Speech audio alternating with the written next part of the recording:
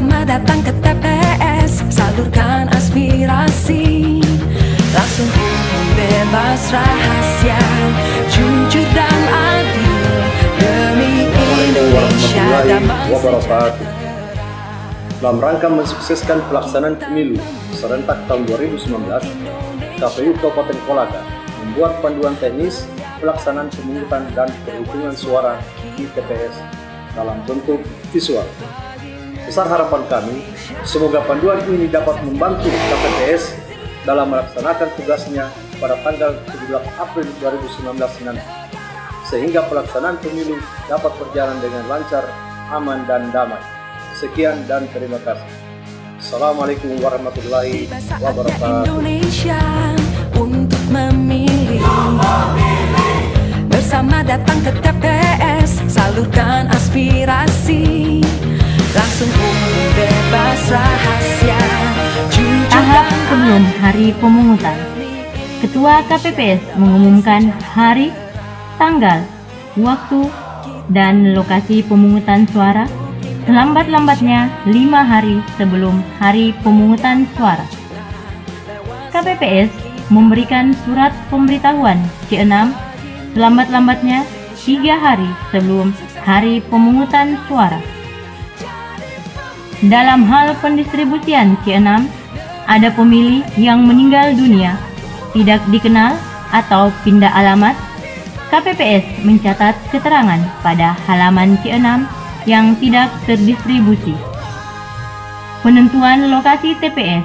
Petugas TPS wajib memperhatikan lokasi tersebut aman terhadap bencana dan mudah dijangkau oleh pemilih disabilitas. Tahap persiapan pemungutan suara. Ketua dan anggota KPPS harus datang ke TPS selambat-lambatnya pukul 6 waktu setempat. Ketua dan anggota KPPS memeriksa sarana TPS. Ketua dan anggota KPPS menempel DPT, DPTB, DPK, dan DCT. Tahap pelaksanaan pemungutan suara. Ketua KPPS membuka rapat pemungutan suara tepat pukul 7 waktu setempat.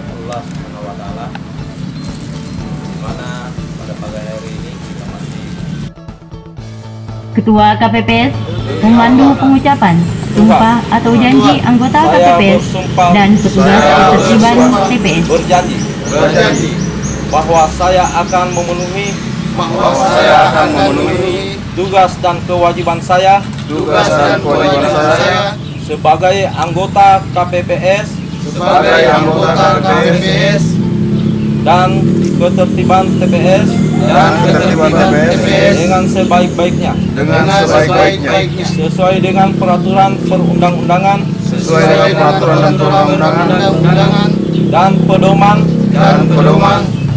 pada Pancasila dan Undang-Undang Dasar Republik Indonesia. Ketua dan anggota KPPS membuka kotak suara serta memeriksa perlengkapan pemungutan suara dan penghitungan suara.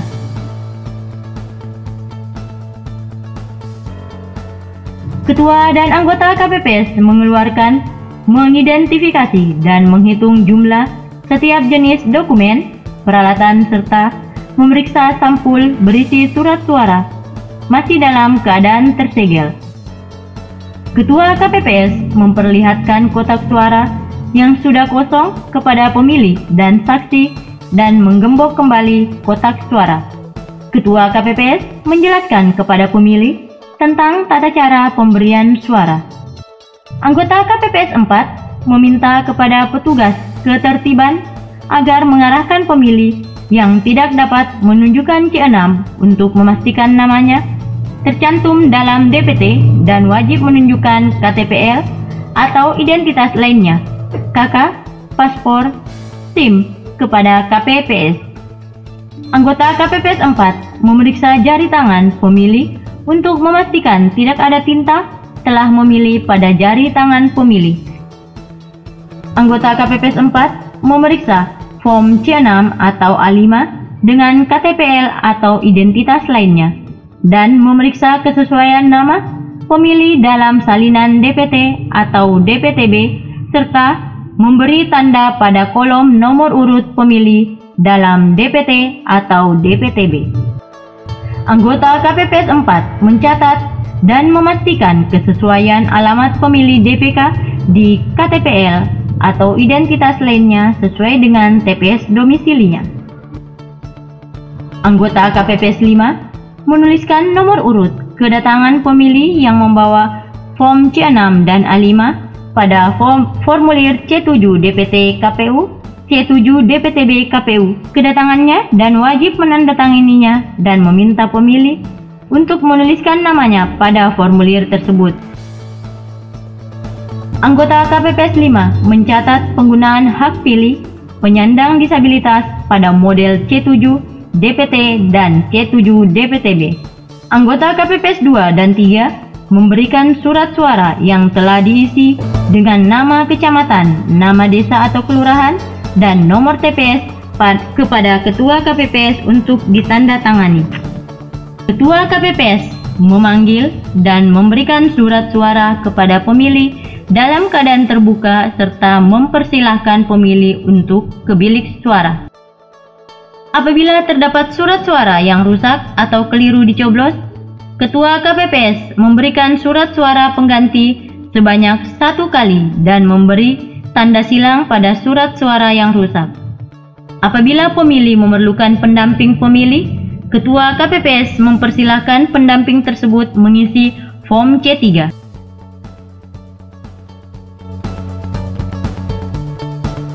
Dalam memasukkan surat suara ke dalam kotak suara, anggota KPPS 6 mengarahkan dan memastikan surat suara dimasukkan ke kotak suara sesuai dengan jenis pemilihannya.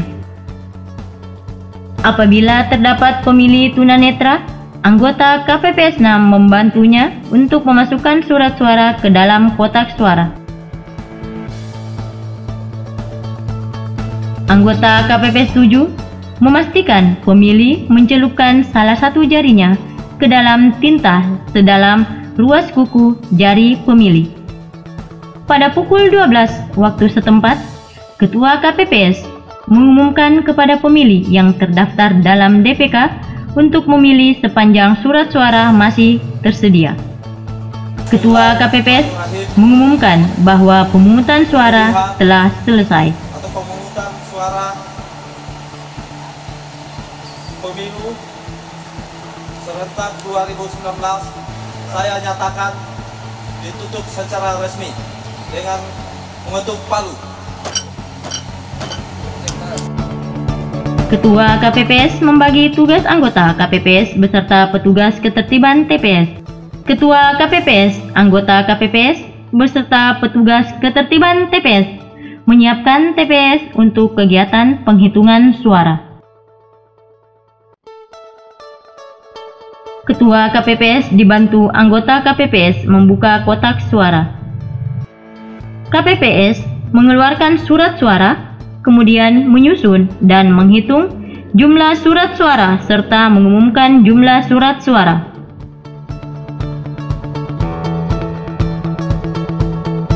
Kemudian, Ketua KPPS menentukan sah atau tidaknya surat suara dan mengumumkannya dengan suara jelas serta memperlihatkan kepada saksi dan pengawas TPS.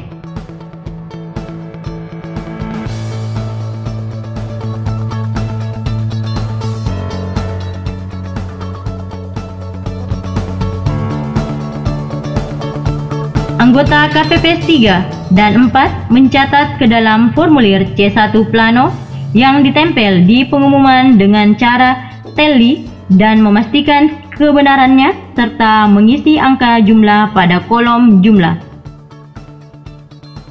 Anggota KPPS 5 bertugas melipat surat suara. Anggota KPPS 6 dan 7 bertugas menyusun dan mengelompokkan surat suara yang dinyatakan sah untuk masing-masing jenis pemilihan dan surat suara yang tidak sah. Ketua KPPS dan dibantu oleh anggota KPPS 2 dan 3 bertugas mengisi form C dan C1 berdasarkan hasil perhitungan pada form C1 plano sesuai jenis pemilihannya masing-masing. Kemudian mengisi form C2, keberatan diisi nihil apabila tidak ada keberatan atau kejadian khusus terhadap proses penghitungan suara. Ketua KPPS dan dibantu oleh anggota KPPS 2 dan 3 membuat salinan form C dan form 1 sejumlah peruntukannya KPU, PPK, PPS, KPPS, Bawaslu, saksi. Ketua KPPS menyerahkan salinan formulir C dan C1 yang telah ditandatangani kepada pengawas TPS dan saksi. Salinan formulir C dan C1 yang diserahkan kepada saksi berdasarkan surat mandat yang diberikan oleh saksi sebelum rapat penghitungan suara dimulai.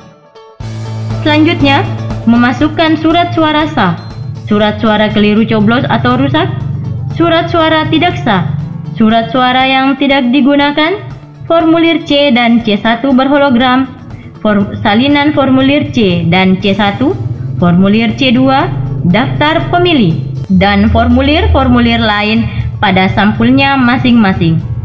Selanjutnya, memberikan segel pada sampul-sampul yang harus disegel.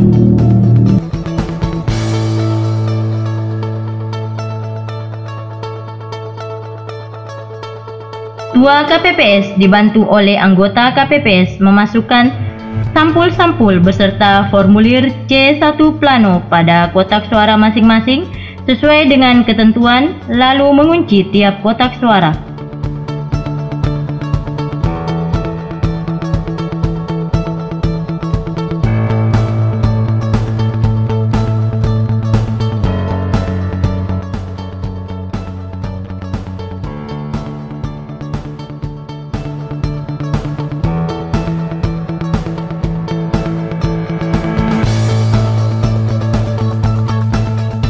Ketua KPPS mengumumkan hasil penghitungan suara. Selanjutnya, menutup rapat penghitungan suara. Petugas ketertiban TPS mengangkat semua kotak suara, bilik suara, beserta kelengkapan TPS yang lain untuk dikumpulkan untuk kemudian diserahkan pada PPS.